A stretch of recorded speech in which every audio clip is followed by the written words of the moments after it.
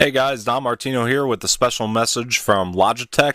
Do you guys like to create content? Well, these guys got what you need. We at Anorax believe in the brand of Logitech because they have helped us get started and they have helped us get out of a lot of different binds that we have been in. We're here to offer you some of the best deals Logitech has to offer, so please go down and click the links in the description below and that will be enough to get you started.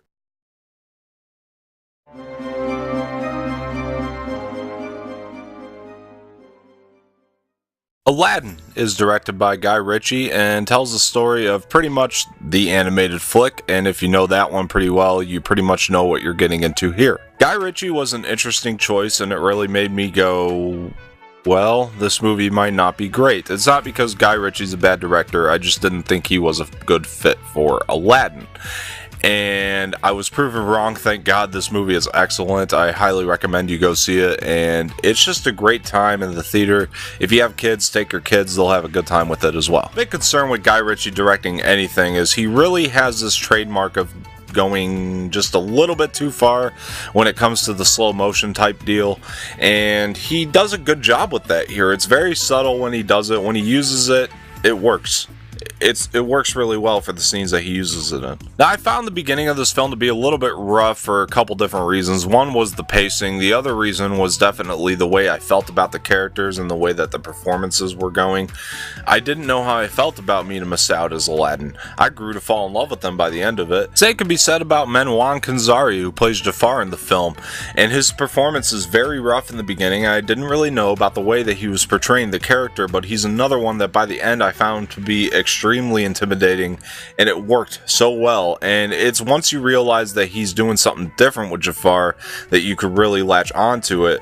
In fact, everybody in this film is doing something different with the characters, and that's one of the things I ended up respecting about the film mostly. And Naomi Scott as Jasmine, wow, from beginning to end I had no doubts about her performance. She really blew me away. She is a great actress. I need to see her in more.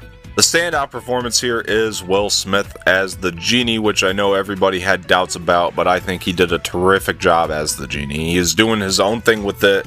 Please disconnect yourself from the original Robin Williams performance. I know that performance is iconic, but Will Smith pays tribute to that performance, and he does his own thing with it at the same time. He very much takes it in to do his own thing with it. The musical numbers can be a nerve-wracking thing, especially when you're tackling such iconic music, but they did a great job with it, and they did their own thing with it, and I loved it. And by God, when they got to Whole New World, whoo, they killed it. These guys did a fantastic job. I know that's the musical number that you wait for. You know when it's coming.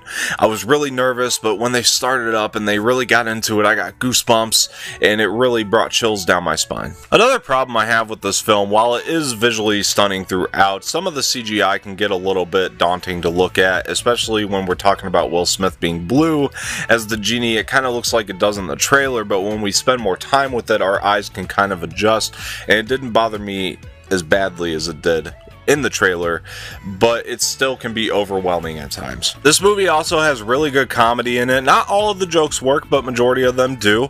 I was laughing quite a bit throughout the entirety of this film, and when Will Smith is on screen, of course he delivers on his humor. That's kind of what we come to expect from Will Smith. The script is pretty good. It's a little wonky in certain moments, but overall it's pretty good. I would say that it did very well delivering on this source material, and I love that they just did their own thing with it. When the movie does its own thing, that's definitely where it's best, because you can see that it's definitely trying to make an original Aladdin while paying homage to the original.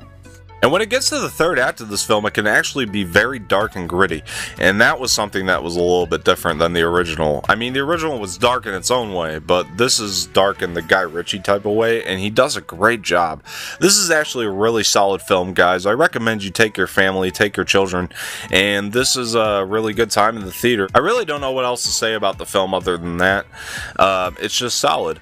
It's a really good time. And though it has problems, I found myself pleasantly surprised by the film. I'm gonna give Aladdin a B+. Guys, thank you for tuning into this review. I've been Don Martino as always, and if you want to continue to support the channel, please hit that subscribe button below, hit the like button below, leave some comments in the feedback section, and share this with your friends. I really do appreciate that very much. This has been a review of Aladdin. I'm, of course, Don Martino once again, and thank you guys for tuning in as always. I will see you next time.